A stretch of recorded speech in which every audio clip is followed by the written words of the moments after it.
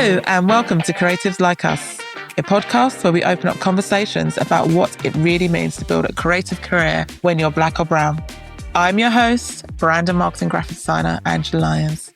In my guest episodes, I sit down with creatives who are out there doing the work, navigating the industries, and proving that there's space for all of us. Because the more we share, the more we see our stories out there, and the more we see ourselves reflected, and the more we realise we're not alone in this. Okay then, are you ready? Let's dive into today's episode. Hello and welcome to Creatives Like Us. And today I'm joined by Jess Bruno. And Jess, tell people where you are in the world and what type of creative you are. I'm in London, Yay. Born and raised. I'm a North London girl, Edmonton Green. What kind of creative I am? I would say I am a chaotic creative. I'm the kind of creative that gets a bee in her bonnet about something and then just has to do it. Like immediately stop everything else. Brilliant. And how does that tie with your business? Tell people about your business and how that would tie in. So I am a content strategist. I help small business owners show up unapologetically online in two ways. And the second way is part of that chaotic creative brain of mine. So the first way is with content. So I help them understand like how to take all the goodness that's inside their business and really eloquently show it online. That's my favorite thing to do. And that is creative through like, I get to help them like show up as themselves in many different ways. And we find the way that makes sense for them, which helps my creative brain because everyone walks away with something different from me. And then the second way is with day raves, which Ange, you've been to. I've been to one of them. Tell people about them and what they're called. It's called networking, and it's like a big party for business owners. It's networking, so you will walk away with connections. You'll meet people, maybe see people you already know, but it's like my answer to boring handshakey networking events. It doesn't even. It feels like everyone knows each other. And as much as I love a keynote and there's space for that, this is just like it's like a live DJ and dancing, drinks. Yeah. It's a tax deductible party midweek. Yeah, I love that. I love that little caveat in there. Tax deductible, so we can put it on our business expenses. Yeah, because it is networking, isn't it? It's professional. It's CPD, part of your CPD. Yeah. No, I went to one of Jess's ones in was it Christmas last year? That's 2024, and it was brilliant. And that was my first introduction into networking, and it was so much fun. And yeah, you do. It's really weird because you wouldn't think that you would. I don't know. I went in with an open mind, of course, but actually meeting other business owners and then talking to them about their business and coming away with good contacts and, everyone supporting each other and helping each other. And I loved also, what I really loved what you did was the goodie bags, and you let people put stuff inside them and everybody shared who they were and what they were in their business. And I just thought that was really good because, sometimes goodie bags can be controlled, but it's just really good that you were sharing everybody's business that attended. And I thought that was really good, really nice. It was awesome. Thank you so much. Like it was that was like not a big decision for me to make, but it was always like a no-brainer. Like people ask me, I'm like, of course you can. Yeah. Please put everything in these bags because I want you guys to connect with each other at the actual event. But you will make a stronger connection through. I'm calling it a bit of an experience now rather than. I'm using the word networking, but it feels like more of an experience. And when you can like be with someone and dance with someone, you get this kind of like it's energy. It's the energy. Yeah, it is. Yeah, you get energy from them. And I think also, I know people don't like using the term networking, but it is a network, isn't it? It's like a connection. It's like it is people joining each other, and it is working, and it is coming together. It's people coming together, and even as much so we don't like using that word, it is. That's why I like the word networking because that is a fun word. And we do an actual twerk class. Yes. And there is a teacher that comes in. Yeah, Tamara. Yeah, she's brilliant. And I was going to say, have you actually copyrighted the word networking? I have trademarked everything. I've got the little TM. I paid the bill, and all networking events, I've got it under, and I'm going to trademark it again for like merchandise because I want to create It can expand. It can expand. People like want it to come up north, and the next one's going to be at Canva. Mm-hmm. That is amazing, Canva. What the hell? I mean, when this episode comes out, it'll just be after your event, I believe. But I will put the notes and show notes when people can join you again. But Canva, that's a massive sponsor to be on board, especially what you do in your business, content, and you've got Canva on board. That is just awesome. It's just like, hats off to you, Jess, honestly. It blows my mind. Yeah. So do you want to tell people how you started? Because all of this obviously didn't happen overnight, and it didn't like wake up one morning and Jess was like, I'm a content creator. I'm going to do this. And I'm going to do this. I'm going to run my own business. I'm doing networking. There's a start to it. So would you tell people how you started and where you are now? I never thought I'd be a business owner. Really? Never. It was never on the car. Like, it was never on the plan. And I was going to be a Spice Girl. That was my dream. Love it. Gotta have dreams. But like, seriously, from like age 4, when I started, I've been in like, my parents put me in like Saturday singing school, performing arts school, whatever. And I've really like in primary school, I was the girl who was like doing the show. I was like in the primary school show, either main character or like main side character. Like, I love it. I had this like, I was like Glee. I was the personification of Glee. But then I was so serious about it. They put me into like a musical theatre secondary school. And then I did pop vocals in college. And then I got a 2-1 in pop vocals in university. Like, I was gonna be a Spice Girl. You were on the road to being a Spice Girl. I was on the road. Wow. And then in my second year of uni, I got really sick. And it threw my world upside down. In my second year of uni, I got misdiagnosed at the time with Crohn's disease after about a year of going back and forth to my GP, just thinking I had like horrific hangovers. I was like, I don't know what's wrong with my body. Like, the symptoms were like, I was like rapidly losing weight. I couldn't keep anything down. I was on my own. Like, I moved out when I was 17, just turning 18, because I wanted to get there, be in uni. And I got really, really sick. I didn't know what was wrong with me. Then I was diagnosed, and then I didn't have stamina to perform anymore. I didn't have it. And I had to like repeat a lot of my uni stuff, and I just didn't have like the breath in me to sing. And I was doing singing teaching at the time to make a bit of money.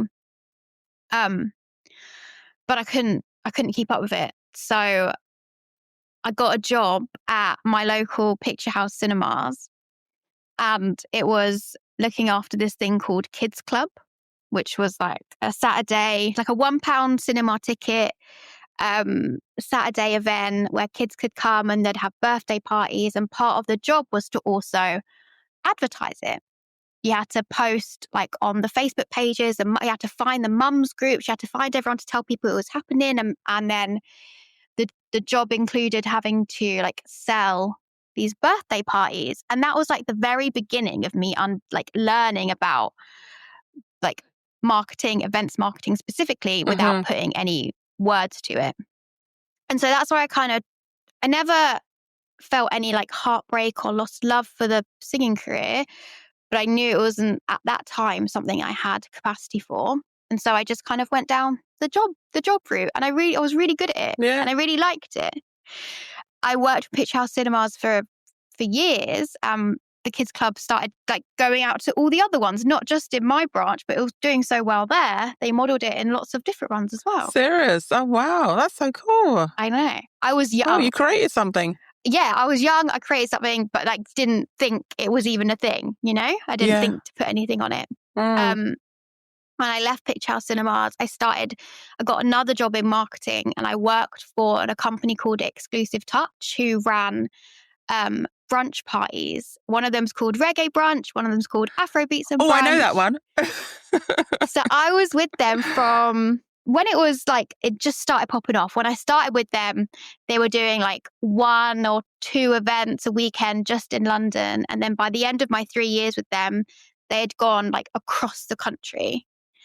abroad, and I'd helped really like see it build that and expand that. And I started running more events with them. Like one was called Motown Supper, and I was really getting a taste for I was really learning, not from university or anything, but from like boots on the ground experience. Yeah, I was going to say, so that's all of this is happening and you've still not had any formal training in marketing or content creation or anything. You're just doing it off the back of rolling with it as you know it and learning on the job.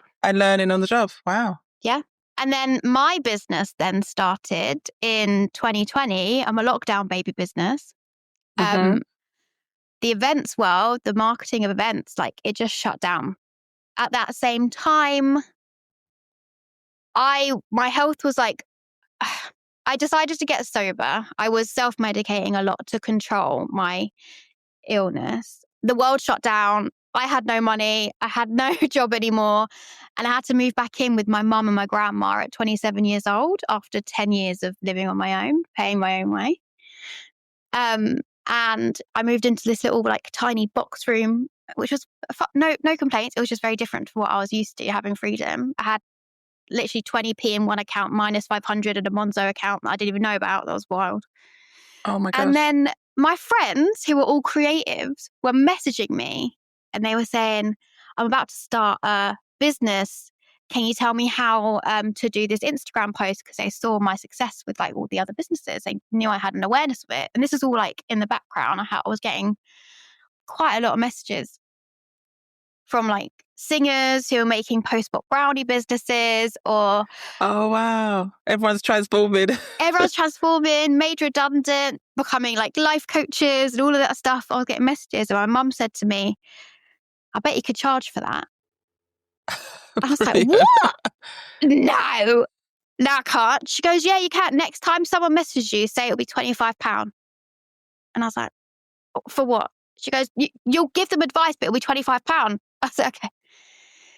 Lo and behold, about an hour later, someone messages me, Jess, I'm starting a resin ashtray business. Can you give me, how shall I do my bio or something like that? And I said, yeah, I can talk to you. It'll be £25, please. And we could jump on a call. And they're like, yeah, no problem. And then I was like, how do I get the money, Amazing. Mum? What do I do now? What's it in? I had no awareness of it. And it was the beginning of my business.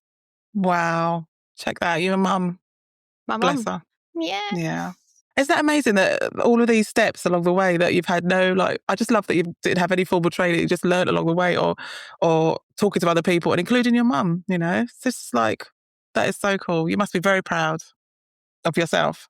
I should be more proud. I don't really see it. I learned a lot on the job, but I learned way more doing it myself. So when you're in it, are you not seeing yourself as being proud, or you must feel like I did that? I mean, after the network, when I left the network and I was on this high, I was like, oh my God, I just did this event. It was so cool. And even doing my own events afterwards, I come out and go, oh my God, I've just created something. And you kind of, I get what you're saying about you do feel proud, but you just did. I was in shock, to be honest with you, that people, come out and support. It's shock.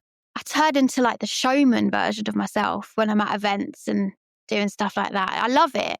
But you kind of, I go a bit, I'm not really here. I'm like the showman version. So afterwards, there is like not a come down, but it's like what I want to get better at is like collecting the milestones and looking at them and watching the growth in real time. That's what I want to get better at.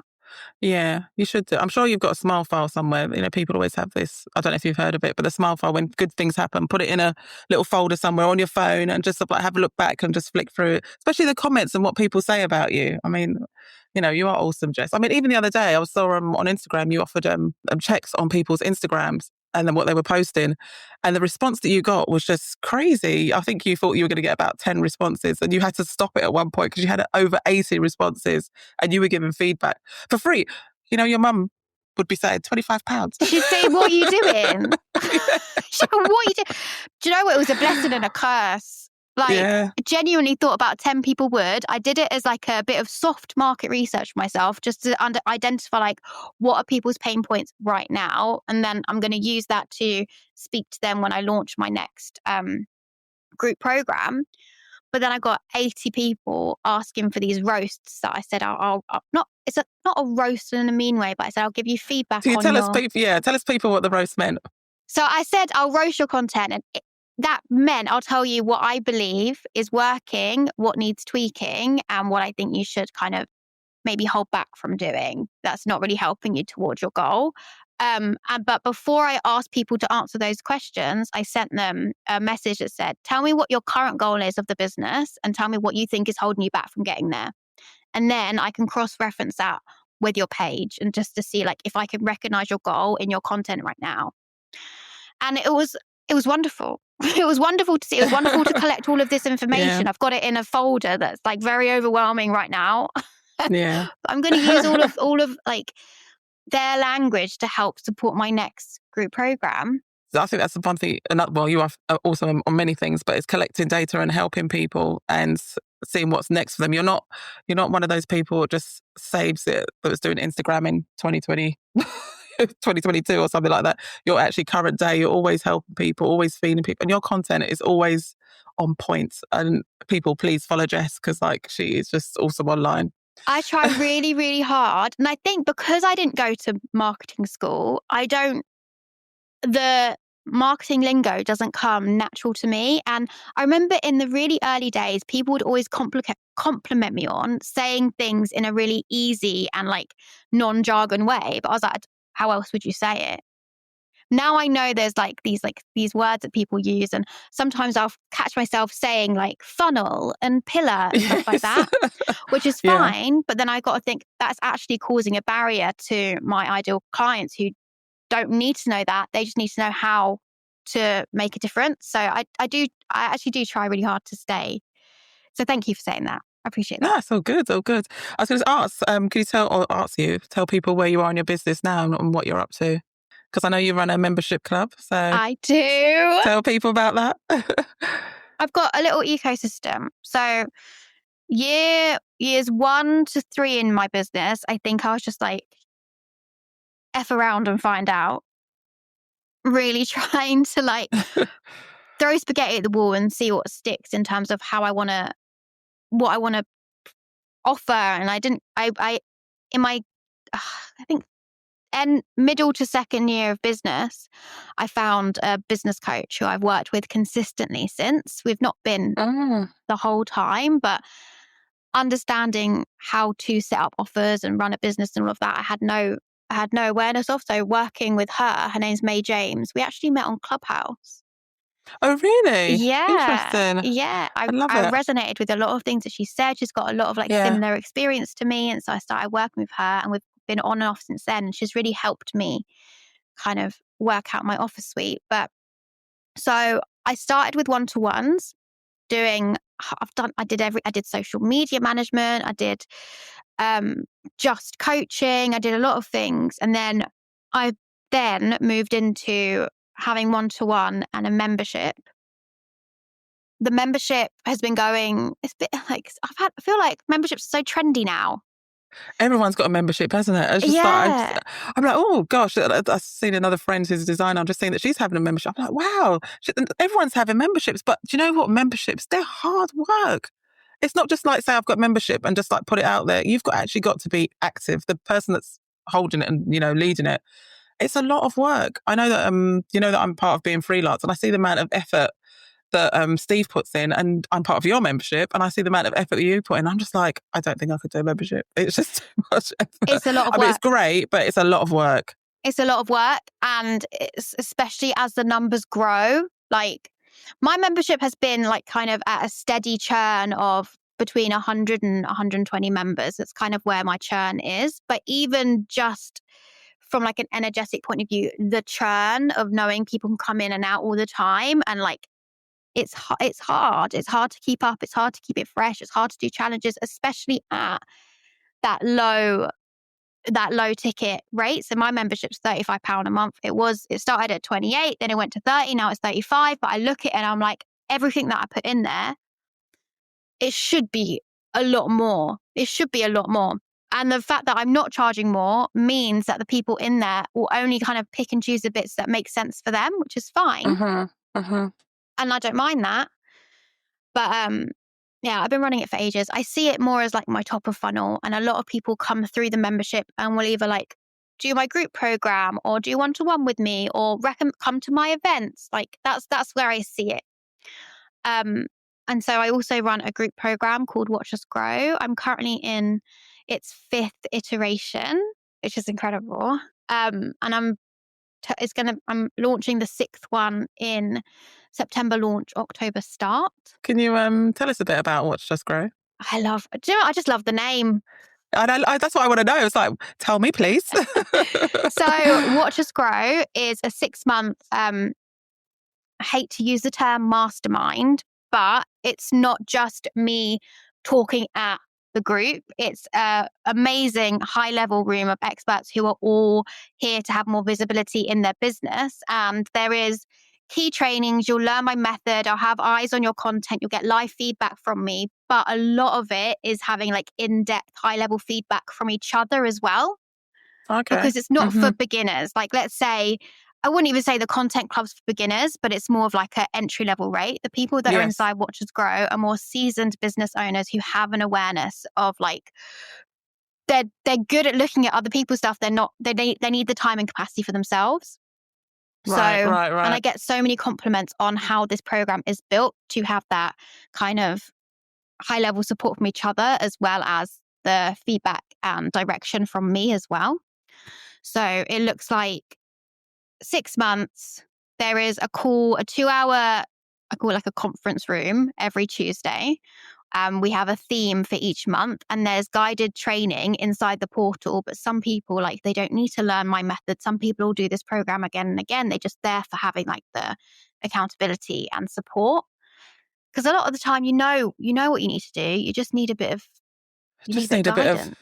guidance and accountability. And that's the biggest thing. I know for me, that's my biggest thing is accountability, because I know all these things, I can do all these things, but it's like, do I do them sometimes?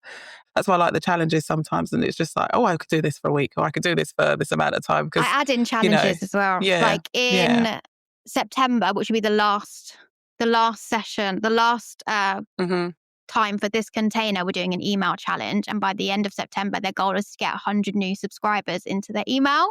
Oh, wow. That's so cool. Yeah. Brilliant. So, thinking about the future, who would be your dream? What would be your dream? What's next in the business? Is there a dream client you'd like to work with, or what's the biggest thing is there something else? Unless it's top secret, don't tell me, but is there something that someone or something you want to do next? You can manifest. If I could manifest, so I think it's not far away. I am going to be changing my offer suite. So instead of like heroing the content club, I'm going to hero Watch Us Grow. And I want to turn Watch Us Grow into the program that I'm known for, rather than the content club. That's still going to be there, but I'm going to hero Watch Us Grow. And I want to create I'm in the thickums trying to do it in the background. But I want Watch Us Grow not only to be like a 6-month container, doors open, doors closed, but put it on an evergreen model when people can join anytime, but they still have that input from myself and each other. So I'm just thinking about the mechanics of that right now. And I want to do it at a really competitive rate. So a lot of these like masterminds go for like 8K, 10K for 6 months. And I'm doing mine at 1,500. And so that will be, and you get to pay over 6 months. So I think it's like £250 a month to have that kind of. That's reasonable. So give people the installments and the chance to do that. Exactly. That's fair. Yeah. Yeah. And you're right. You're so good, because you really are supportive of other, business owners. It's mainly female, isn't it, that you work with? I mainly work with girls. Actually, in all of my one-to-one and group, I've never had a guy. I've worked with guys on a one-to-one basis, but it's very selective. I don't know why I find it a bit difficult. Networking is just for girls, gays and theys. Yeah. I love that. Yeah. I'm doing really good on the girls part. I'm not doing so good at attracting the theys and the gays part yet. And I want to make it a safe space for them. So I'm thinking about, I know the answer is to put people in power that represent those people. So I've invited some special guests to this one to see if they can come. Yeah. Because once you see someone that like looks like you and cares about the same stuff as you in a place of power. That is what attracts people into certain situations. I know that there's some events that I know that's mainly going to be all white, but if there was a black panelist on there, I'd be like, more inclined to like go, I'm going to go and see what they got to say. And they will bring their people too. So it's like one of those things where you just need more representation and then people will follow. Exactly. On International Women's Day, I hosted a virtual panel for women in business with chronic illness. And even though that sounds really niche to me, we had about 60 people sign up to watch. And I invited these amazing women in business who also happen to have chronic illnesses, not to talk about their journey or like their diagnosis, but to talk about how they run their business, because we just have less time. And I find that they have the most like intricate CRMs, and they have the most like amazing, like out of the box ways of like organizing stuff. And it's so good to just talk to someone who can tell you about these things. Yeah. I love totally doing that. Yeah. Oh, well done for doing that. That's fantastic. Yeah. You're so good, Jess. I feel like I could just chat to you all day. I know I can't. You got to go and talk to other people about their content and make money. This is the thing, though. We are here to make money, aren't we? And you're helping people and women to make money. So, and a lot of people just say it's not all about just content. There's other things like that you could share about, especially getting out, as you said, the networking. It's not just all about being online. Obviously, that's a big part of it. But I love that you're always empowering women, and you're out there yourself. And I just love it. I love to see it. So keep going. Thank you. My goal when I work with clients on content, wherever they are, I always ask, what is your goal in the business and how can we best represent that with your content? At the top of the month, that's my first question. Like, what's happening in the business? What are the deadlines? What are the launches? What are we wanting to do? What are we wanting to bring in? And then I hand it over. What people always, it's hard when, even though I do generate wealth for my clients. That's my whole goal for them. Sometimes, it doesn't always work out that way, and it's a longer process, especially if you're like kind of in a transition phase or in the beginning of something. And so I always say to them, it's not a short game, it's a long game. No matter what the internet tells you, it is a long game. You may see immediate results. My clients have had the most amazing results, but we have to implement the strategy and see, has it worked? Has it not worked? Why has it not worked? And the more you post, the more you make your content, the more you'll identify your voice. Which is why I like working with people, because a lot of the work I do is around business and around fucking ROI. It's like I like to work with people who are more seasoned in business. So you've used a marketing word there, ROI. Return on investment. Yeah, basically. And I want to give you a really lovely return on your investment with me. As always, like one of my one-to-one clients, she's just paid off her payment plan in full because she's made triple what. Oh, amazing! She's made triple, and we're not even halfway through. Fantastic. So it happens. That's fantastic. But stick to the strategy, not your mood. Yeah. Oh, that's interesting. Oh my gosh, I might have to like clip that one. Stick to the strategy, not your mood. Yeah. A lot of my clients are like me, creative chaos brains. So we're like, oh, I should do that because that person's done that, and that's really exciting. But if you veer off what we've planned at the beginning of the month, like, then I can't. But well, you didn't do that, so. That's so funny because I think that's me, and I sit down on my computer and I'm like, oh, I could do this. I'm like, you've got to do client work. I'm like, yeah. And I'm just like, I literally have to talk myself out of doing something that I really want to do. Think, you can do that later. Focus on this. Well, I have 1 hour in my calendar. I put the mask on myself before I put it on my clients, always. Yeah. It's brilliant. 9 till 10 a.m. is always called Jess content. And that's where I'll either make something that I'm a bit behind on, write the caption for something, finish the email. Sometimes it takes me an hour. Sometimes it takes me 15 minutes. But I always make sure I look after my business first, and then I can move on into client work. Do you do that every day? Every day, Monday to Friday, hour. Serious? Wow. Because no one's asking for me at 9 a.m. That's a good tip, actually, if people are looking to do their own content and block that time out for yourself. But that's why you're so good at what you do. You're correct. You can't just work on your business. It sounds like you're always developing, always thinking, being creative all the time. What's next? But also nurturing what you've got. So I just think that's a really good model and mindset at the moment. Brilliant, Jess. But it's not easy. Like I do struggle. Like on the outside. Nothing's easy, is it? It's true. But I struggle a lot with like switching off, and time on the business and time on my life. I think because of my chronic illness, like I had so much, I didn't have the freedom that I have now since like I had surgeries and I got a bit of my life back. Like I would never have been able to do networking if I hadn't had surgery, because I genuinely couldn't leave the house for like the first 2.5, 3 years of my business. Like I couldn't. So I'm still learning how to, and because in those first 3 years, all I could do was my business. And so I had so much pride and joy in it because it was something that gave me freedom, like being on the computer and talking to people and doing all this stuff.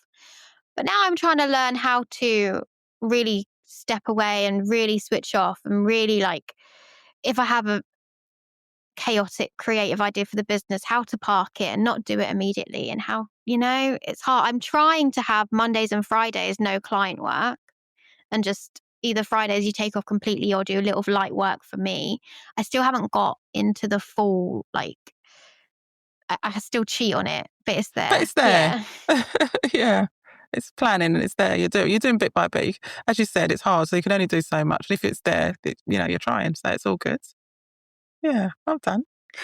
So I'd like to end on a personal note. And what advice would you give your teenage self? My teenage self? Yeah. I'm trying to think of a funny one, because otherwise it'll get really deep.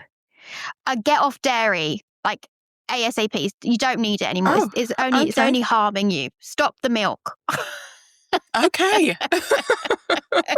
That's what I'd tell her.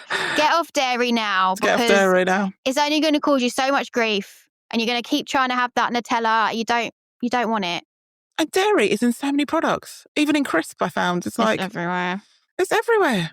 I did not know that until I had to actually look for going dairy-free and gluten for my kids. I was like, my God, it's actually in everything. I think the only crisp they could have is something like Pom Bear or something like that. I love a Pom Bear. Pom Bears are nice, little ready sorted ones. They're delicious. Oh, you're so funny. So it's time for the quick fire of 5 questions. So you guys say one or the other.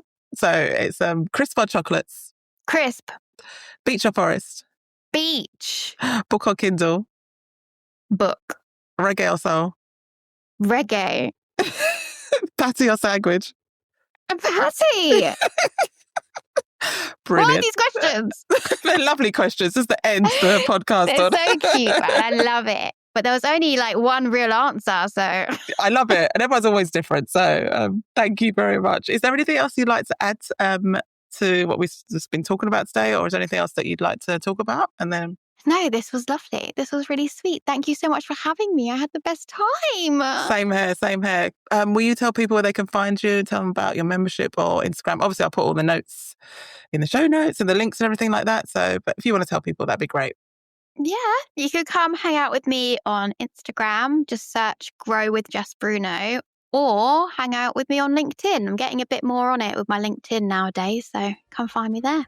Nice. Brilliant. Thanks, Jess. And have a wonderful day. I really appreciate this. I've had such a brilliant conversation. And you're just awesome. Keep going. Thank you. Thanks for listening to Creatives Like Us. If this conversation resonated with you, share it with someone who needs to hear it today. That's how we build our communities and amplify our voices. You can find all the show notes and the links at lionscreative.co.uk podcast, and connect with me on LinkedIn and Instagram. I'd love to see you there. Also, make my day if you can leave a review or comment in your listening platform choice. And it's really easy in Spotify. Leave it in the comments. Until next time, keep creating and keep supporting creatives like us. See you next time. Bye.